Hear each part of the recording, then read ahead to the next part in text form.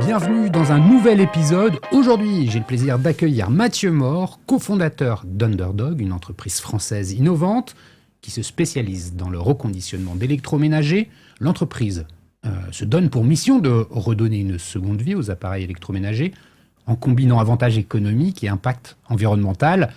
Le marché du reconditionné connaît un essor considérable ces dernières années. Rien qu'en France, c'est environ 10 millions d'appareils électroménagers qui sont jetés chaque année, souvent trop tôt, faute de solutions accessibles de réparation. Et dans ce contexte, le reconditionné se positionne comme une alternative essentielle, offrant aux consommateurs des produits de qualité à des prix beaucoup plus accessibles. En effet, le prix reste la première motivation d'achat pour les consommateurs de produits reconditionnés. Et pour une bonne raison. Les appareils reconditionnés peuvent être jusqu'à 50% moins chers que leur équivalent neuf. Mais au-delà de l'aspect financier, il ne faut pas négliger l'aspect durable. En prolongeant la vie de ces appareils, on lutte efficacement contre le gaspillage et on réduit l'empreinte écologique du secteur. Aujourd'hui, avec Underdog, Mathieu Mort se place au cœur de cette révolution. Dans cet épisode, nous allons explorer les 3 grands axes habituels de nos conversations, en commençant par le marché de l'électroménager reconditionné. Nous discuterons des dynamiques du secteur, des enjeux environnementaux liés au gaspillage, et de la manière dont le reconditionné peut se faire une place face aux appareils neufs avec un focus sur la motivation principale des consommateurs, le prix. Nous poursuivrons avec la proposition de valeur d'Underdog pour savoir comment, en fait, l'entreprise adresse ce marché. Mathieu nous parlera de l'histoire d'Underdog, de son modèle de reconditionnement et de vente en direct. Nous aborderons également ses projets de développement, notamment la levée de 7 millions d'euros qui permettra à l'entreprise d'accélérer sa croissance et d'élargir sa gamme de produits. La relation enfin avec les consommateurs qui sont au cœur des préoccupations de tout le monde. Nous parlerons de la manière dont Underdog gère l'acquisition et la fidélisation de ses clients grâce à une stratégie basée sur la data, le CRM, l'IA. Underdog cherche à offrir une expérience client fluide et différenciée tout en répondant à des attentes croissantes en matière de transparence et de service. Bref, vous l'avez compris, un épisode passionnant à ne pas manquer où nous plongerons dans les coulisses de cette entreprise qui bouscule les codes du secteur de l'électroménager. Mais avant de commencer, Mathieu, peux-tu te présenter en quelques mots ? Tout d'abord, un grand merci Cyril pour l'invitation, je suis hyper heureux d'être là.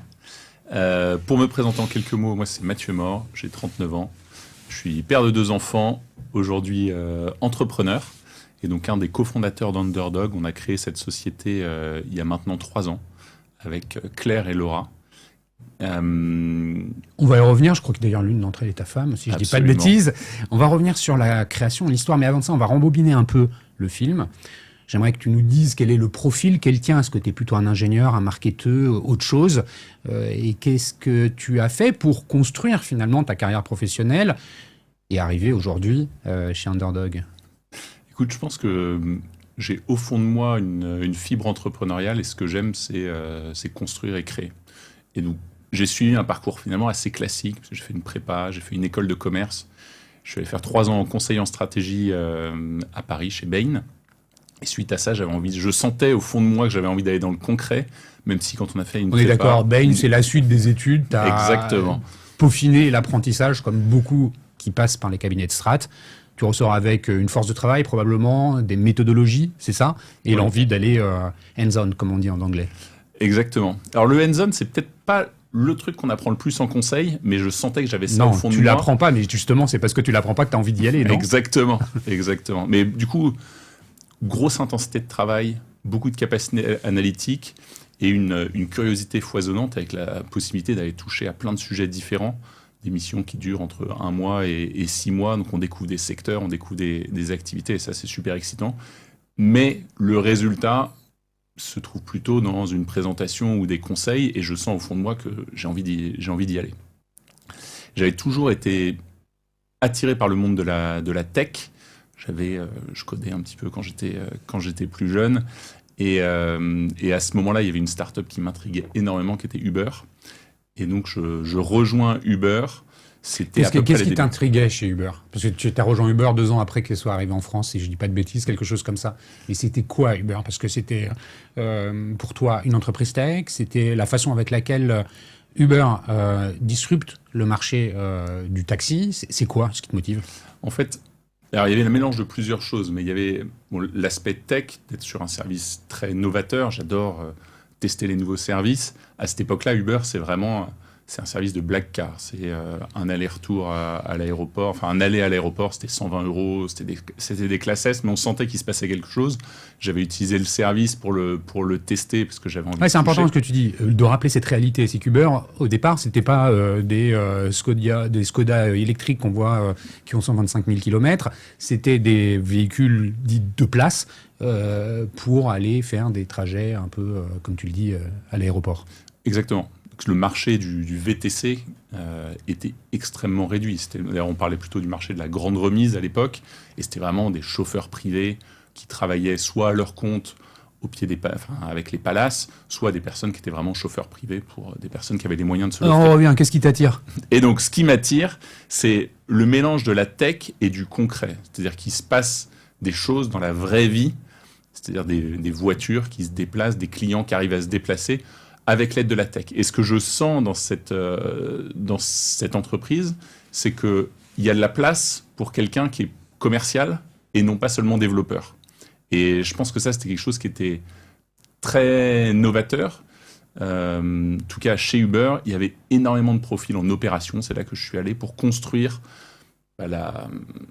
toute l'offre de la plateforme. Et donc, construire l'offre de la plateforme, ça voulait dire trouver des chauffeurs, les aider à passer toutes les étapes pour devenir chauffeur. L'entreprise, c'est combien de personnes à ce moment-là? Là, on est en quelle année? Juste qu'on remette Là, on est en 2014. En 2014, il y a combien de personnes? Et on est une petite quinzaine à Paris. On est un peu moins de 2000 dans le monde. Et chaque ville ou chaque pays est extrêmement indépendant. À ce moment-là, il y a Paris et Lyon. Et donc, moi, je rejoins l'équipe Expansion. Donc, on est en charge d'ouvrir les nouvelles villes. Et c'est un marché qui est directement lié au nombre de chauffeurs qu'il y a sur la plateforme. Donc, notre boulot, c'est trouver le plus de chauffeurs qui vont sur la plateforme. Plus de chauffeurs, ça veut dire qui vient plus vite, ça veut dire des prix plus abordables, ça veut dire un meilleur service. Meilleur service, ça veut dire plus de clients et donc plus de chiffre d'affaires pour eux. Donc là, tu restes combien de temps là aux opérations chez Uber? Alors, je passe 3 ans aux opérations chez Uber. Avant que tu nous parles d'Uber Eats ou que tu rejoins ensuite, je voudrais savoir si pendant ces 3 ans, tu as vécu aussi la dimension médiatique autour de Uber, le fait que ça vienne proposer une offre alternative face aux taxis, le mécontentement des taxis. Est-ce que tu as vécu tout ça? Oui. Vas-y, raconte un petit peu. On était vraiment en plein dedans. Pour te donner un exemple de ma première semaine sur ce que c'était que les opérations dans cette start-up, ma première semaine, je démarre le lundi, on dit maintenant, on doit payer les chauffeurs pour la semaine dernière, donc on fait plein de requêtes pour savoir combien de courses ils ont fait, combien est-ce qu'ils doivent toucher. Il y a plein de choses qui étaient encore manuelles et gérées par les opérations.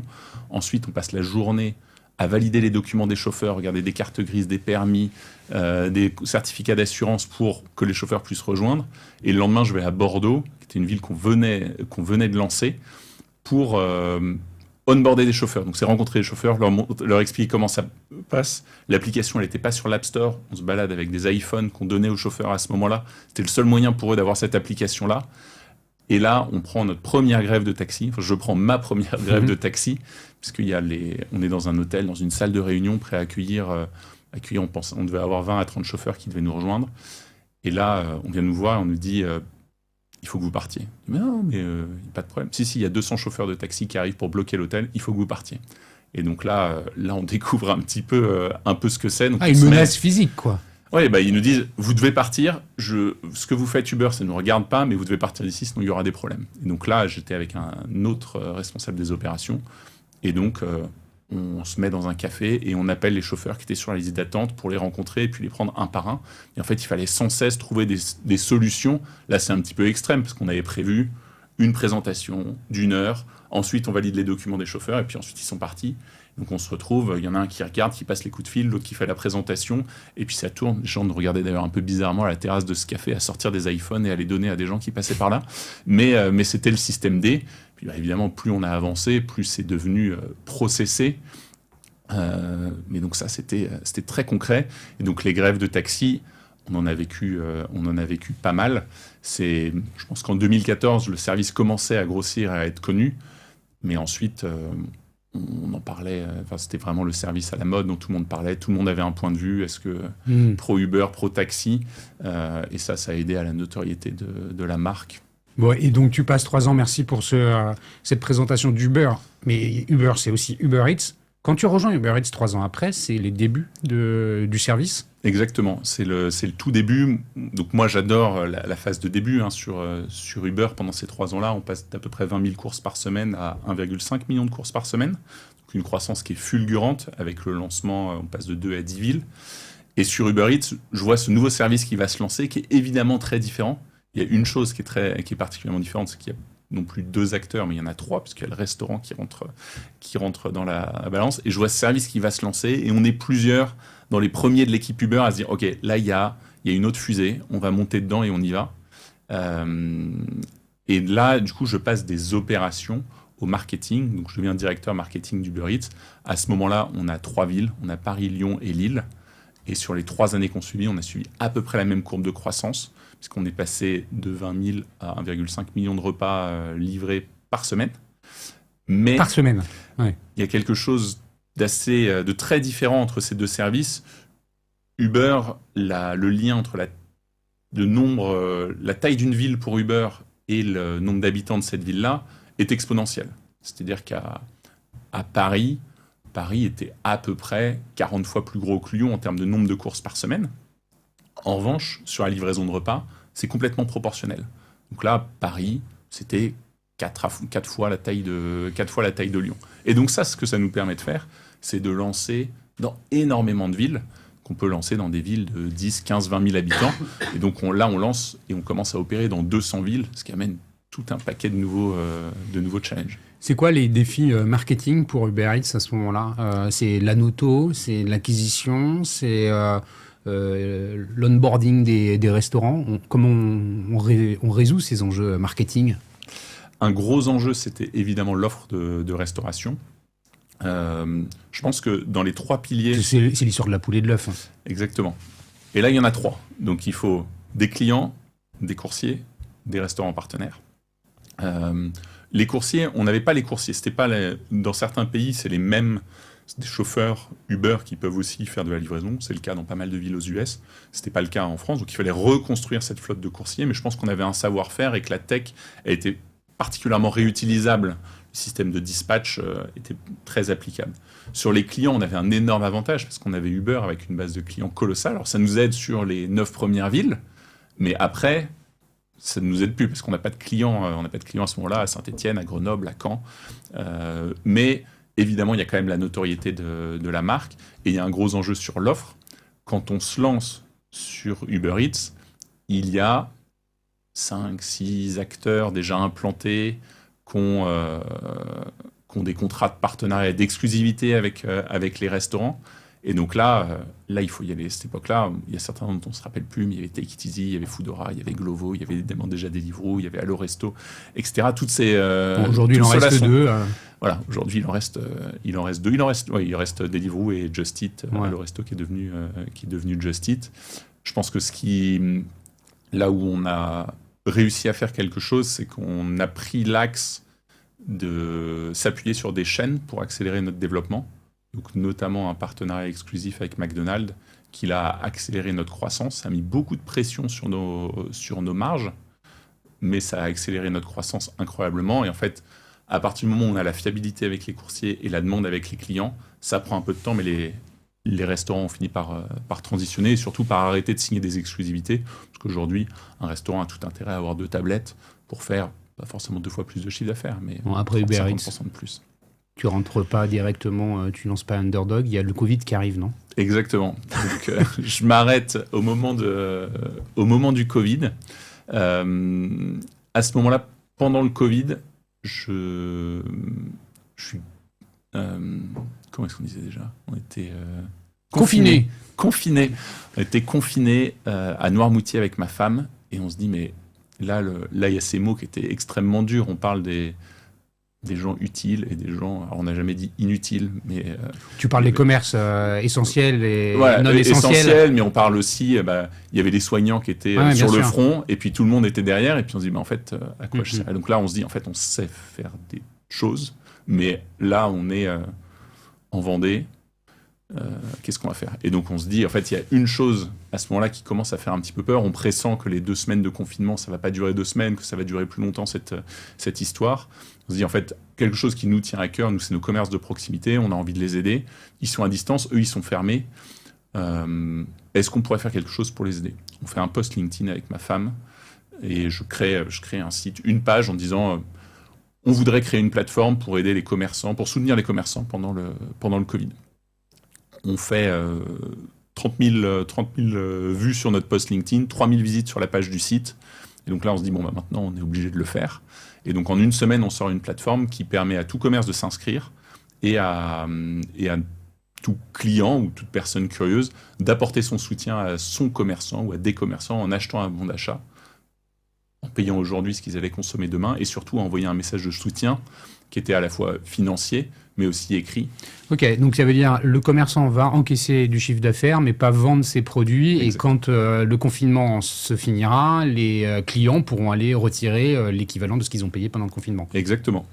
Et là, les commerces qui cartonnent, les commerces qui ont fait le plus de chiffres, c'était les librairies. Là, pendant le Covid, c'est l'explosion d'Amazon, la convenience, les livres en librairie, en fait, c'est moins pratique, c'est parfois un petit peu plus cher, il n'y a pas forcément les 5% de réduction qu'on peut retrouver en ligne, et pourtant, on a une librairie notamment en Alsace qui fait 20 000 € sur la plateforme en 8 semaines, et en fait, ce message-là, il est hyper fort, c'est que les gens avaient hâte de retrouver leur commerce, ils voulaient les soutenir pendant ce moment-là. Finalement, c'est pas si surprenant sur la librairie, on vient chercher du conseil, du lien, mais ce message qui est maintenant tout passera par l'e-commerce, on l'a vu à la sortie du Covid, il y a eu l'explosion en 2020, puis ensuite c'est un peu revenu en arrière. Cette plateforme, post-Covid, vous la fermez ou vous en faites quoi?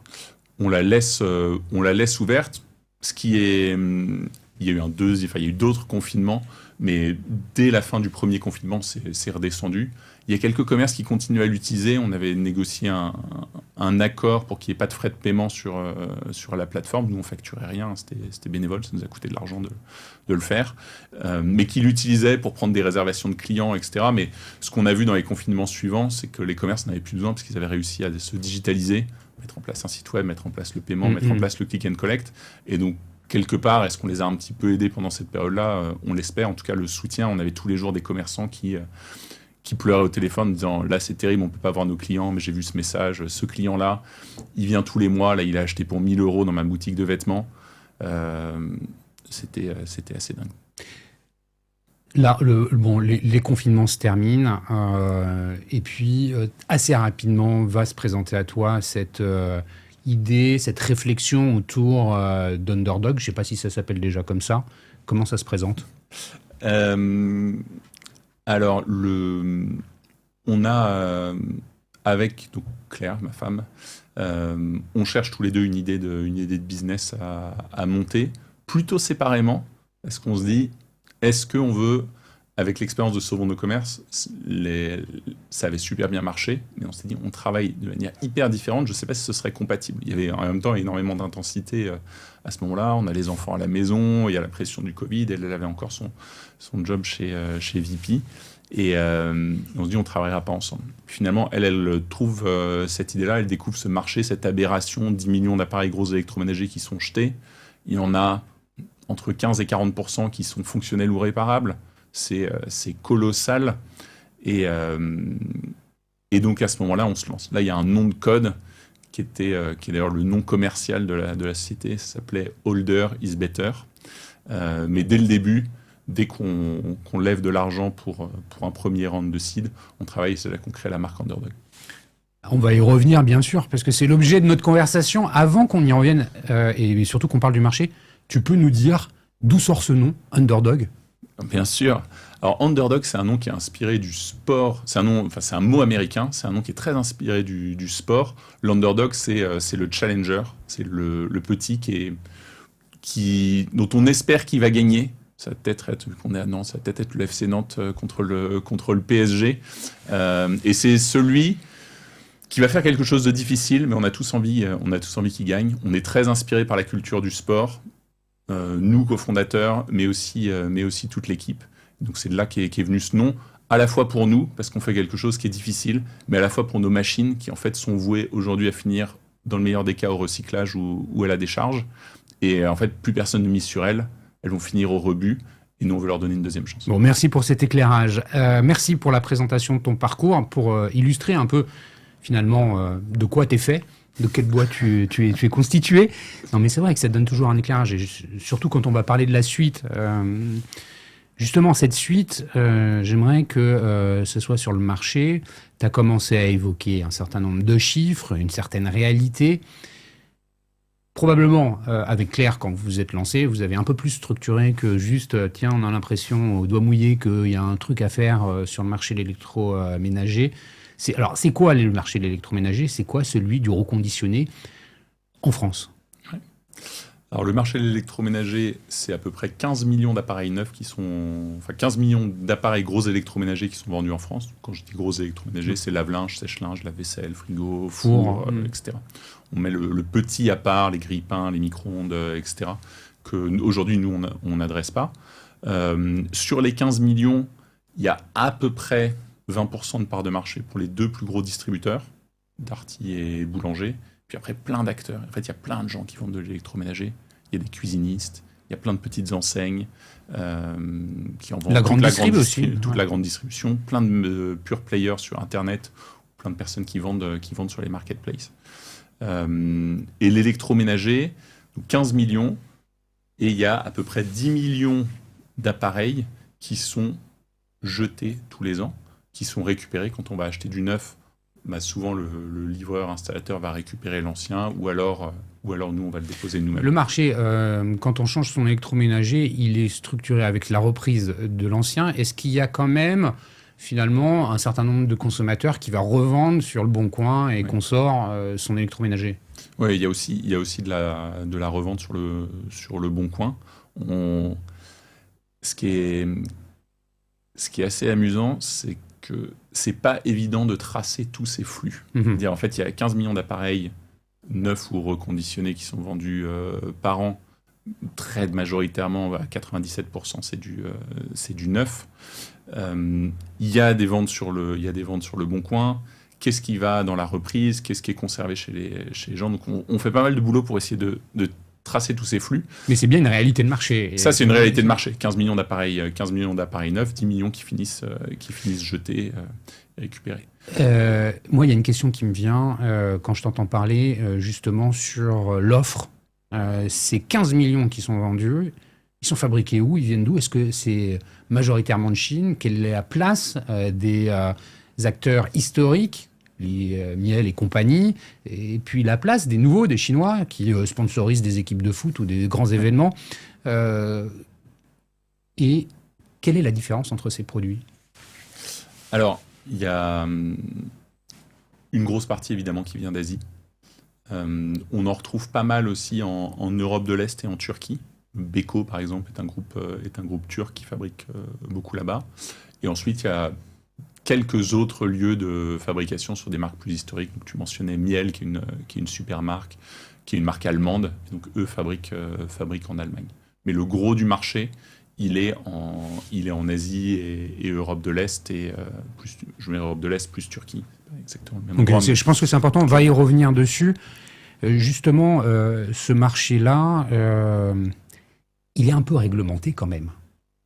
Il y a des obligations qui apparaissent pour les constructeurs d'indices de réparabilité, des choses comme ça. Comment ça évolue tout ça? Alors, les derniers chiffres qu'on a en parlant avec les distributeurs, c'est qu'il y a à peu près aujourd'hui 40% des appareils neufs vendus par les grandes enseignes qui sont de la MDD. Donc ça, c'est des produits qui sont toujours fabriqués loin. La réglementation dont tu parlais, ça a commencé par l'indice, au début la classe énergétique, puis ensuite l'indice de réparabilité, maintenant l'indice de durabilité.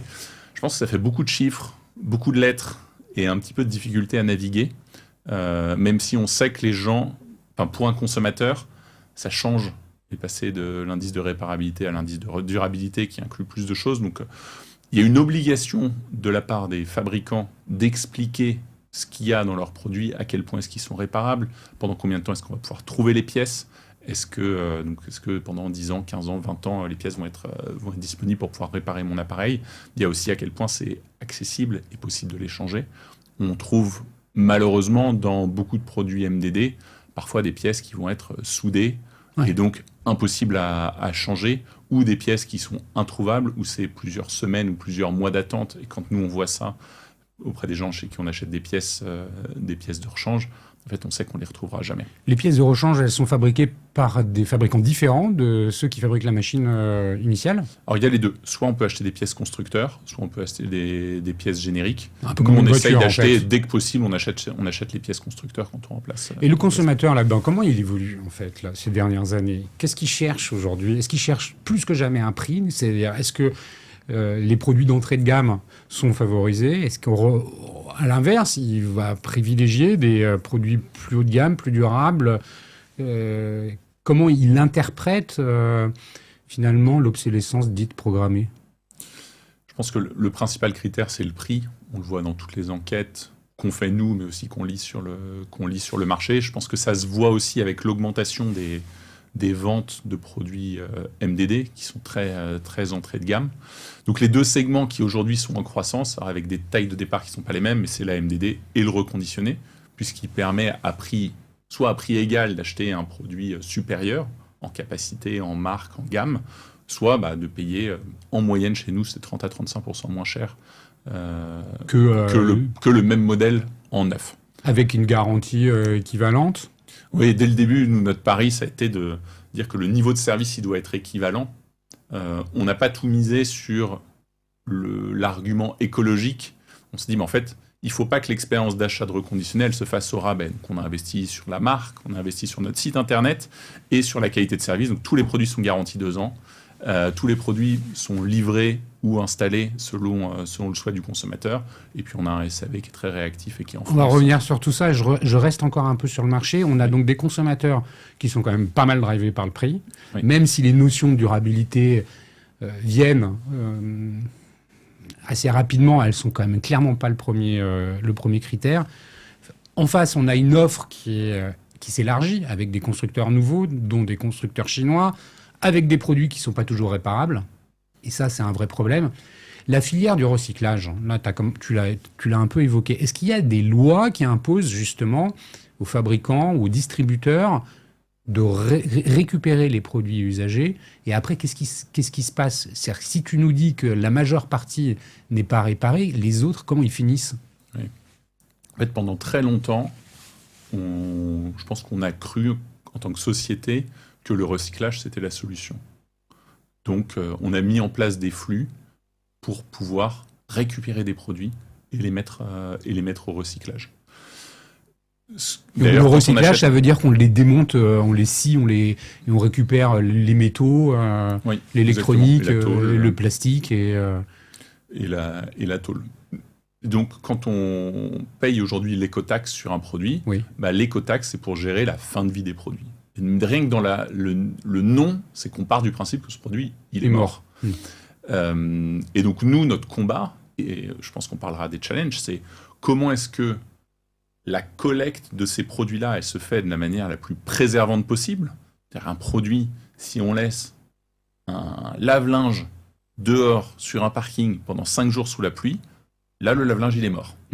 Et donc, comment est-ce qu'on fait pour que ça n'arrive pas? Comment est-ce qu'on fait pour que lors de la collecte, ce soit bien traité? Comment est-ce qu'on fait pour que quelqu'un puisse aller le plus haut possible dans la chaîne, diagnostiquer ce produit ou le pré-diagnostiquer en disant « je pense qu'il est réparable » ou pas? Et ensuite, c'est très bien que des produits non réparables aillent au recyclage. Nous, notre combat, c'est de remonter le plus haut possible en disant ce produit-là, je pense qu'il peut avoir une seconde vie. Le reconditionné aujourd'hui en France, en Europe, il en est à quel niveau de développement dans l'électroménager, le gros électroménager? C'est petit. La France est le marché le plus avancé. On n'a pas trouvé d'acteurs qui faisaient la même chose que nous dans d'autres pays.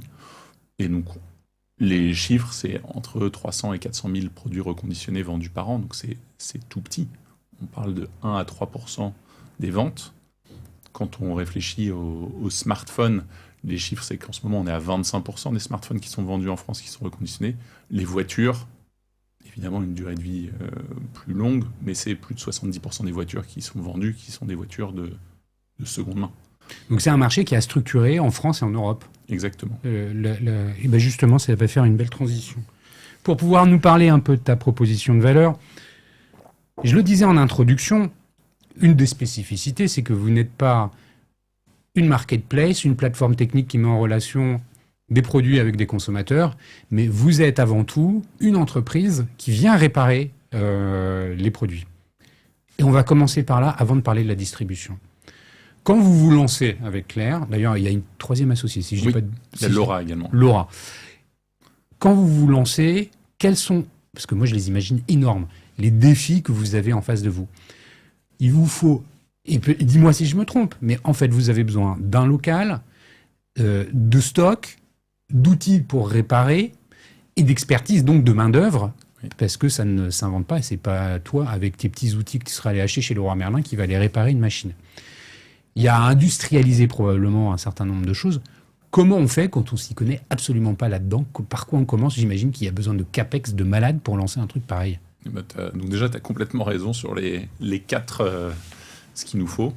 Donc quand on démarre, on se dit, bon, il nous faut un lieu, il nous faut de l'expertise, il nous faut du stock et il nous faut des capex pour l'aménagement, pour la matière. Donc on trouve un local à Nantes. Là-dessus, on a été assez chanceux parce qu'on a trouvé un coworking industriel dans lequel on peut prendre seulement 500 mètres carrés pour démarrer. Le risque étant toujours, si tu prends trop grand, tu payes tous les mètres carrés dès le début. Et petit à petit, on a grappillé des mètres carrés supplémentaires au fur et à mesure qu'on avait besoin de plus d'espace. Le deuxième point, c'est le recrutement. On va plutôt chercher des techniciens expérimentés au début. Donc notre responsable de la réparation est quelqu'un qui fait 30 ans dans la réparation, qui fait le pari de nous rejoindre, alors que plutôt dans des grands groupes jusqu'à ce moment-là, avec une carrière un peu plus tracée. Je pense que le défi lui a parlé, et puis les opportunités qu'on lui proposait, qui étaient de devenir manager, de voir une entreprise qui grossit et d'être là depuis le début. On achète des stocks. Donc d'ailleurs, le premier stock qu'on achète, c'est un stock qu'on achète au groupe Boulanger. On se rend compte, heureusement, je pense qu'on n'a pas vu toutes les difficultés et qu'on les a pas mises sur le papier en se disant ça va être. Non, mais déjà, même sans s'amuser à les lister, on imagine juste déjà qu'il y en a une liste qui est longue comme le bras. Déjà, ton premier camion qui arrive avec 160 machines, avec des machines gerbées, donc empilées, jusqu'à 3 étages, comment est-ce que tu fais pour les enlever? Et donc, rien que ça, c'est. Ok, en fait, il faut qu'on s'équipe. Et pourquoi Boulanger a c'est des modèles d'expo? C'est quoi? C'était des modèles qui venaient de leur SAV. C'est un de nos partenaires fournisseurs. Donc, c'est des machines que leur SAV n'arrivait pas à réparer, et donc que nous, on rachète. Et comment tu vas les négocier? Comment tu vas voir Boulanger? Comment tu fais là pour faire ce stock? Coucou, je m'appelle Underdog, je me lance, j'ai besoin de machines, je vais essayer de les réparer. Comment on fait?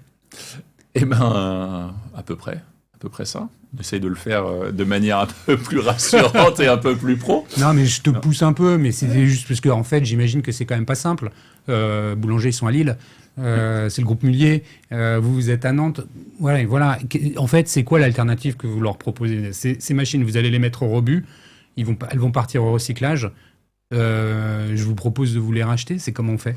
En fait, au moment où on se lance, on échange évidemment avec tous nos futurs partenaires, avec tous les distributeurs. Donc on échange avec Darty, avec Boulanger, avec Carrefour, avec plein de partenaires, déjà pour comprendre comment le marché est structuré, pour essayer d'avoir des ordres de grandeur, des chiffres, et puis pour leur parler de notre projet et voir ce qu'ils en pensent. Et en fait, c'est super bien reçu. Ils partagent tous, on parlait du marché avant, mais ils voient cette tendance du reconditionné qui est en train de grossir très rapidement. Il y a eu le smartphone et tout l'électronique qui a poussé très très fort, avec l'émergence d'acteurs comme Back Market qui sont venus essayer de gagner ou bien les challenger sur ce marché-là.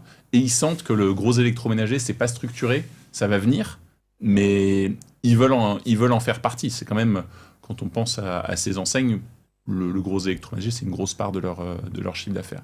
Donc eux, ils sont très contents de voir des acteurs qui se lancent, parce que ce qu'ils font, c'est un autre métier, le métier de la distribution, alors physique et online. Et donc, ouvrir des centres de reconditionnement, former des équipes, mettre en place la logistique, c'est autre chose. Certes, ils ont un avantage, parce qu'ils ont la capacité de distribution, ils ont beaucoup de stock, mais ils ont déjà plutôt pas assez de techniciens pour assurer le SAV de leur vente.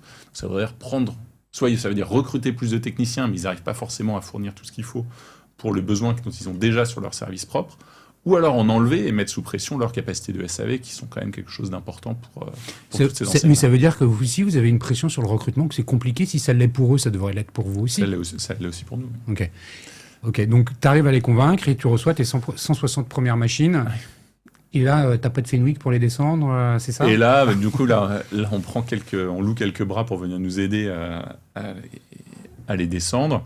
Et donc ça, c'est typiquement les choses qu'on apprend. En fait, on veut se faire livrer sur palette, on veut pas que ça monte jusqu'en haut du camion, etc. Donc tout ça, on l'apprend, et dans nos cahiers des charges, quand on travaille avec ces enseignes, quand on va collecter des produits, en fait, on sait ce qu'on veut, on sait ce qui est adapté à la fois à notre capacité de gestion et à la sécurité de nos équipes. Donc là, tu reçois ton premier stock, tu as ta première petite équipe de technique qui va être qui a 160 machines à réparer. Ça doit leur faire bizarre de voir arriver tout ça d'un coup. Ouais.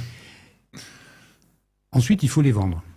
Là, on a parlé finalement des premières étapes nécessaires pour pouvoir les vendre. Donc là, tu vas immobiliser quand même de l'argent pour pouvoir louer, investir dans des produits, des talents, du stock. Et après, il faut vendre. Et c'est là où vous êtes singulier, c'est que vous n'allez pas vendre ça sur des places de marché. Vous allez ouvrir votre propre canal de vente. Exactement. Dès le début, au moment où on se lance, on fait une première levée de fonds avec l'ambition de créer un acteur fort sur le reconditionné. Vous levez combien au début? On lève 3,8 millions d'euros fin 2022. Et en février 2023, on lance notre site. Donc, entre-temps, on a commencé à recruter l'équipe, trouvé un local, fait des travaux, parce qu'il faut aussi des bancs d'essai avec de l'arrivée, de la sortie d'eau, de l'électricité, commencer à organiser l'atelier. Là, en termes d'opération, t'es servi aussi, là. Là, en termes d'opération, c'est amusant. Ouais. Et en plus, ça change tout le temps. C'est-à-dire qu'on change les flux, on teste. Il n'y a pas un blueprint qu'on va copier-coller en disant c'est évidemment ça, et puis c'est très clair, et puis il faut que ça fasse... Et puis chaque produit est unique quelque part, en fait. Vous n'avez pas une profondeur hyper forte dans une référence. Non, on a vendu aujourd'hui pas loin de 15 000 produits, et en termes de références, on a vendu 6 000 références différentes. Donc la majorité des produits, on les voit qu'une fois. Mais ils sont quand même... Les marques ont leur spécificité, il y a des produits qui réutilisent t'arrives à capitaliser sur un certain nombre de choses. On ne peut pas dire à un technicien, aujourd'hui, tu vas gérer des lave-linges Top Candy, ou cette semaine, tu vas gérer ce produit-là, ce sera toujours le même. Donc on essaye de faire ça en disant, là on a 3 fois le même, je lui donne les 3. S'il y en a un qui ne fonctionne pas, peut-être que je vais pouvoir récupérer le module de puissance pour le mettre dans l'autre, ou le hublot, celui-là il est pas rayé, je vais le changer. Et donc ça, on aime bien, ça permet de récupérer des pièces et de les réutiliser sans avoir à en racheter. Mais c'est plutôt pas la norme d'avoir de la profondeur. Il y a quand même le modèle qu'on a le plus vendu, c'est 60 fois, mais c'est plutôt complètement exceptionnel. Ouais, c'est exceptionnel. Et donc après, il faut les vendre. Donc vous ouvrez votre site. On ouvre notre site. Donc avec des fiches produits.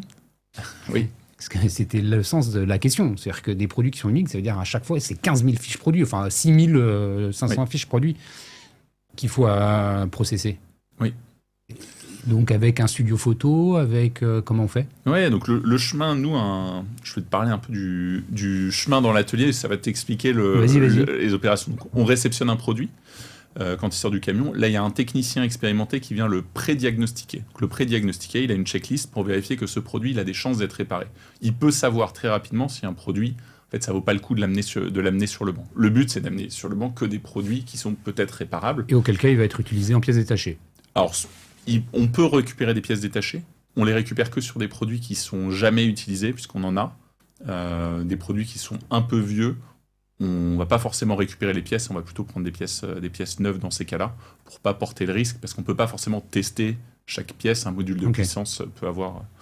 Donc on les récupère sur les machines neuves. Je t'ai coupé, premier diagnostic. Pré-diagnostic. Ensuite, le diagnostic, donc on amène l'appareil devant le technicien.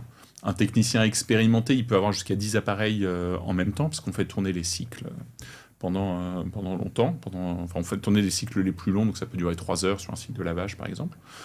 là, le technicien a une checklist. Et donc, il commence typiquement, il ouvre, il enlève les panneaux du lave-linge, il regarde à l'intérieur, il vérifie que ça prend de l'eau, il vérifie que ça prend X watts d'électricité, il suit la checklist. Et donc, il diagnostique pour voir si l'appareil est réparable, pour voir s'il y a une panne, quelle est la panne.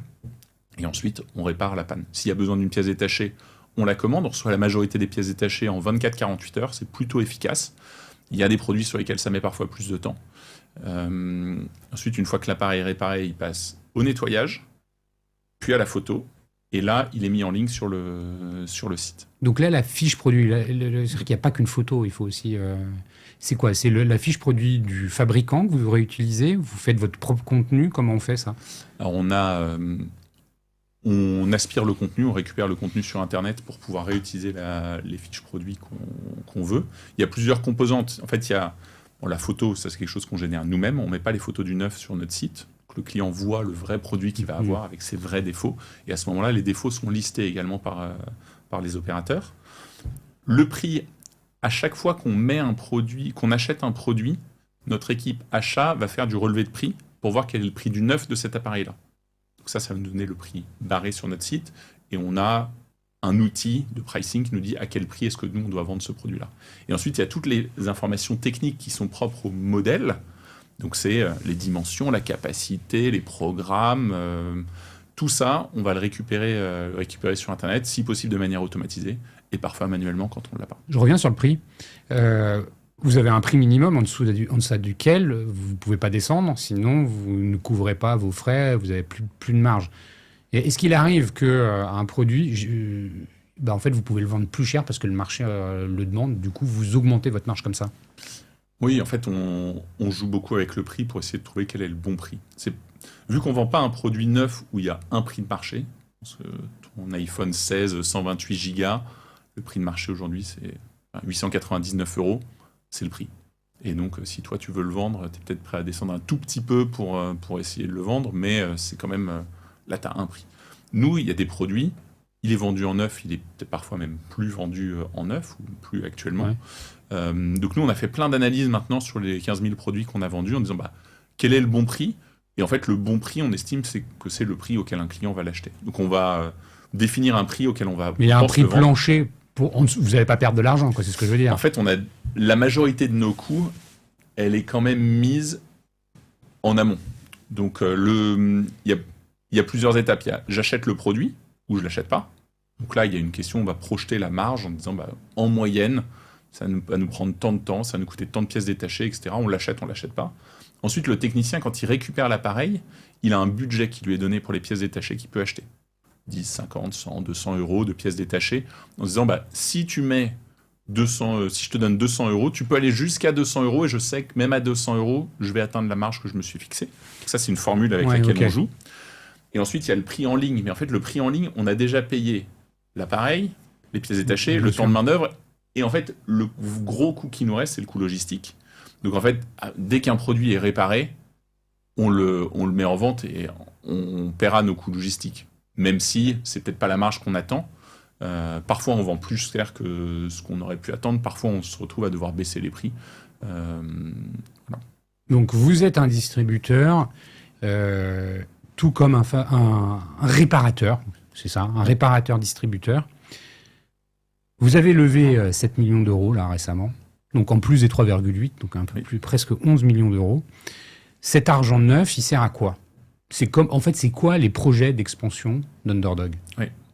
Alors les projets de la première levée de fonds, c'était ce qu'on s'était fixé comme objectif, c'était d'avoir un POC et de montrer que ça marche. Donc à Nantes, on sort 700 machines par mois, on est capable de les vendre et on a une marge qui s'améliore mois après mois.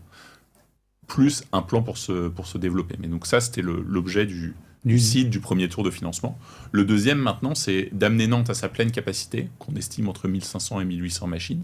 Là, vous êtes toujours dans du coworking, on est resté dans le 500 mètres carrés, puis 800, puis 1000. Et puis, en fait, les gérants du coworking n'ont pas réussi, eux, à faire fonctionner leur business model. Donc, nous, on a récupéré la totalité du lieu. Il restait quelques coworkers qui sont partis petit à petit parce qu'ils déménageaient dans d'autres endroits. Et donc, nous, ça nous a permis pendant cette période-là, de continuer à louer quelques mètres carrés. Maintenant, on utilise la totalité du lieu, donc ça fait 2700 mètres carrés notre espace, notre centre de reconditionnement, avec nos bureaux qui sont sur place. Ça, c'est une grande force d'avoir la communication entre les équipes, bureaux et l'entrepôt. En juin 2025, c'est combien de personnes aujourd'hui ? Aujourd'hui, on est 45, avec une quinzaine de personnes dans les bureaux et 30 personnes dans le centre de reconditionnement. Pour un peu plus de la moitié, donc on a 16 techniciens et 14 opérateurs pour toute la partie de réception, la partie de nettoyage, de prise de photos et de préparation des expéditions. Ok, donc là on y est. Et c'est quoi la suite alors ? Donc la suite, c'est amener Nantes à son plein potentiel, 1500-1800 machines. Doublé ? Dans le plan, fois 2,5, 2,5, fois ouais. 3. On planifie d'ouvrir 3 nouveaux centres de reconditionnement en France dans les 3 prochaines années. Donc à des lieux géographiques différents ? À des lieux géographiques différents, pour plusieurs raisons, mais il y a le principal sujet, c'est réussir à recruter plus de techniciens. Et donc, on pense que pour ça, être à plusieurs endroits, ça va nous aider, puisque dans la région nantaise, il y a un pool limité de techniciens expérimentés. Dans les 15 techniciens de l'équipe, 16 techniciens de l'équipe, il y en a la moitié qui vient de notre programme de formation. Donc, on a lancé notre propre programme de formation, qui fait qu'un technicien, en 3 mois, est autonome, et en 1 an, atteint la productivité d'un senior qui a travaillé pendant 3 ans dans la réparation à domicile. D'accord, donc vous allez en ouvrir d'autres. Et ensuite, il y a évidemment la création de continuer à accompagner la croissance. Donc, continuer à passer de 700-800 machines vendues par mois à un peu plus de 6000. Il y a à plus long terme des velléités cross-border ? Oui. Je pense que ce sera l'objet du tour suivant. Le marché en France, il est déjà tellement gros qu'il y a beaucoup de choses à faire. Mais on regarde ça de très près. On est assez encouragé par nos partenaires. Disant, si vous venez ici ou là, on saura vous accompagner, on saura vous fournir, on sait qu'il y a de la demande.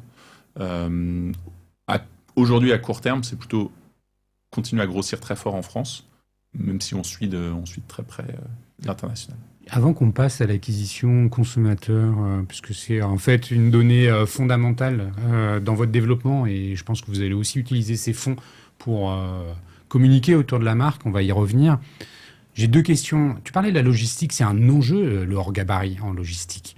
Il faut trouver des transporteurs qui savent manipuler ce genre de machines, les monter dans les immeubles quand il faut les monter dans les immeubles. Comment c'est un vrai sujet pour vous, ça parce qu'en plus, c'est un coût qui n'est pas neutre. Hein. Je te le confirme. Je pense que Amazon a fait très mal en faisant croire à beaucoup de gens que la livraison, c'était gratuit. La livraison, elle est parfois offerte, mais elle est jamais gratuite. Et le hors-gabarit, dont tu parles, tu dois bien connaître ce secteur-là. Le hors-gabarit versus la messagerie. Voilà. C'est-à-dire au-dessus de 30 kilos, on est dans du hors-gabarit. Exactement. Et donc, la majorité, un lave-linge, ça fait en moyenne 60 kilos. Donc, ça passe là-dedans. Et puis, il y a 2 choses. Il y a le poids et la taille, mais il y a aussi le service. Donc, on a 2 services, c'est-à-dire qu'on peut te livrer en bas de chez toi, devant ta maison ou au pied de ton immeuble, ou on peut livrer dans la pièce de ton choix et installer. C'est pas le même coût pour nous et pour le client. Et donc, on travaille pour optimiser ces coûts-là. Ce qui est assez frustrant, c'est que c'est un énorme coût dans notre PNL, et c'est aussi là que sont générées la majorité des frustrations pour les clients. Parce que notre livraison, elle ne tient pas dans une boîte aux lettres. Et alors vous arrivez à travailler avec des créneaux, la prise de créneaux pour la livraison ? Oui. Oui, on prend un créneau. Nous, on expédie, donc on le fournit au transporteur, qui ensuite, lui, va contacter le client avec de la prise de rendez-vous, demi-journée et affinée à 2 heures, ensuite, une fois que le matin du début de la tournée. Vous avez beaucoup de transporteurs qui travaillent pour vous, ou vous avez privilégié une entreprise ? Aujourd'hui, on en a 2. Ouais. Donc, un qui fait du service pas de porte et un qui fait la livraison à l'installation. Et en bonus, on a un partenaire à Nantes qui livre en vélo. Des machines à laver ? Des machines à laver et des frigos en vélo sur... des vélos cargo, c'est ça ? Ils ont une carriole derrière sur lequel ils mettent les appareils, et ça, c'est hyper sympa. C'est très aligné avec notre mission et ça surprend énormément énormément les clients. Et donc ça, c'est le petit plus à Nantes, mais qu'on peut malheureusement pas mettre en place. C'est pas scalable, comme on dit. Non. Dis-moi, et dernière question par rapport à votre business. Le modèle économique, la rentabilité, vous la voyez à très très très loin, il faut beaucoup de volume. Est-ce que les marges sont serrées Évidemment, on comprend que le marché il est en devenir, qu'il y a un potentiel énorme, mais c'est un pari un peu à long terme parce qu'il faut beaucoup de volume ou assez rapidement, finalement, on peut atteindre une forme de rentabilité. Oui, écoute, on a beaucoup travaillé en 2024. Je pense qu'en 2023, on prouve qu'on arrive à vendre et qu'on arrive à sourcer. 2024, on a fait beaucoup de travail sur la profitabilité, à regarder toutes les lignes de coûts et à toutes les améliorer de 1, 2, 5, 10 euros. T'as embauché un DAF on a une DAF à temps partagé, mais en fait, tout le monde s'y est mis. Mhm. C'est-à-dire que moi, j'encadre le marketing. On retravaille sur nos grilles de prix, on retravaille sur nos codes promo, on fait baisser le CAC.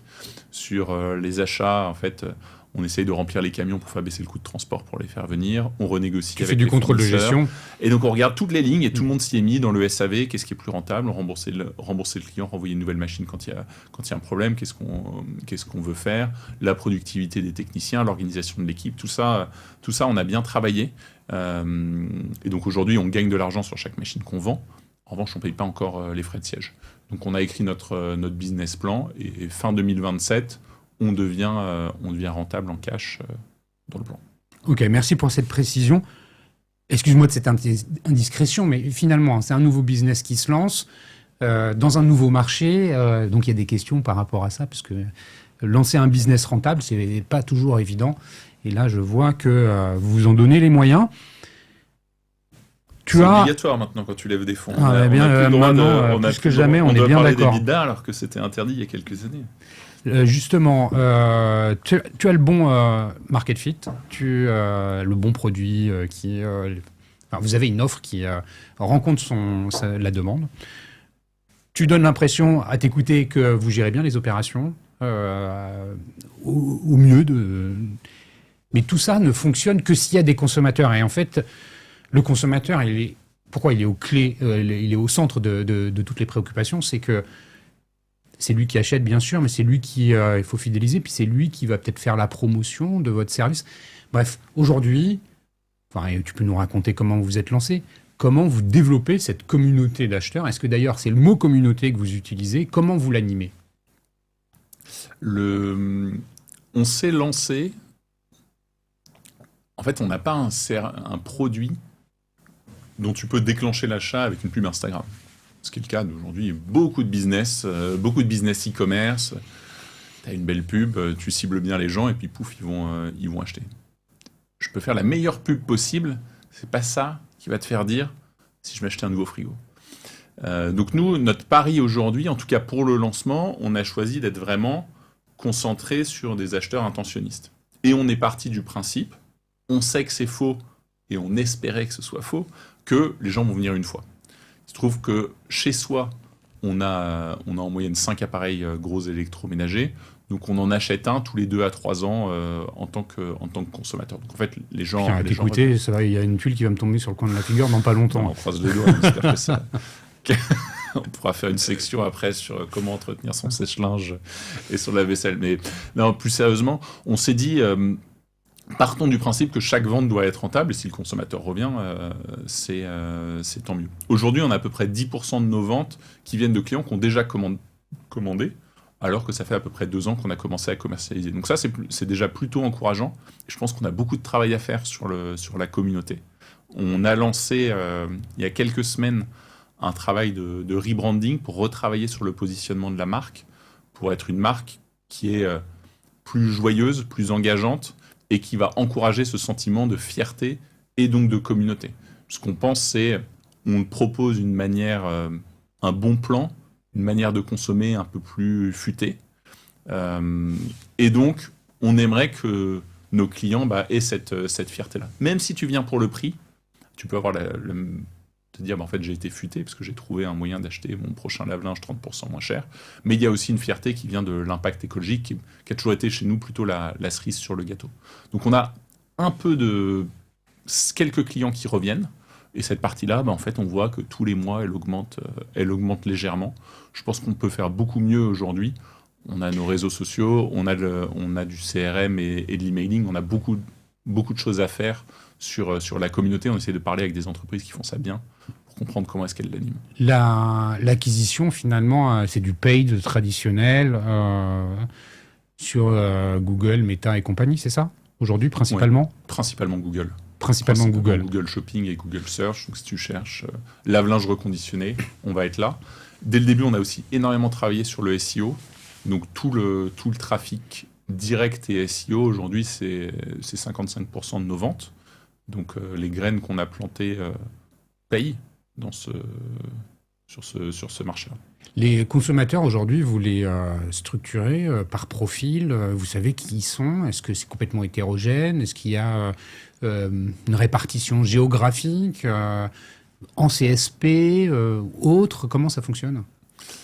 Alors, on travaille pour de mieux en mieux les connaître. C'est un sujet, les insights clients, c'est un sujet sans fin. Ce qu'on note, c'est la majeure partie de nos clients, c'est 25-45 ans. Et le 45 a tendance à un peu grandir. Le point, c'est qu'on est quand même tous consommateurs de gros électroménagers à un moment ou à un autre. Tous les étudiants et moins de 25 ans, on a un peu de mal à... Je pense qu'on n'arrive pas à les adresser parce qu'à mon avis, on est un peu cher. Je pense qu'ils vont plus soit dans des logements meublés et déjà équipés, soit plutôt sur le Bon Coin. Ouais. Nous, en termes de prix, typiquement, on se compare plutôt au neuf qu'au Bon Coin, parce qu'on a le niveau de service du neuf et la garantie. Là où sur le Bon Coin, ce sera beaucoup moins cher, on aura du mal à s'aligner sur un lave-linge à 100 €. Mais tu lances une pièce pour savoir s'il fonctionne ou pas une fois que tu l'as ramené chez toi. Donc ça, c'est plutôt la catégorie d'âge. Évidemment, les grandes villes sont très représentées. Paris et l'Île-de-France, c'est la plus grande ville, suivie par Nantes. Je pense que c'est normal, parce qu'on est implanté là, on a nos réseaux. Ce qu'on observe néanmoins, c'est qu'on est assez fort dans des zones plus reculées. Là où je pense qu'il y a moins d'alternatives directes. Si le magasin Boulanger ou Carrefour est à une demi-heure en voiture de chez toi, potentiellement, aller sur Internet, c'est un réflexe plus important. Ça, on n'a pas réussi à le quantifier. Est-ce que le e-commerce de gros électroménagers, au global, est-ce qu'il est plus représenté que le commerce physique? Mais en tout cas, on le pressent parce qu'on expédie beaucoup dans pas que dans les grandes villes. Tu parlais de communauté, la création de la communauté et le travail qui reste à faire autour de l'animation de cette communauté. En t'entendant parler...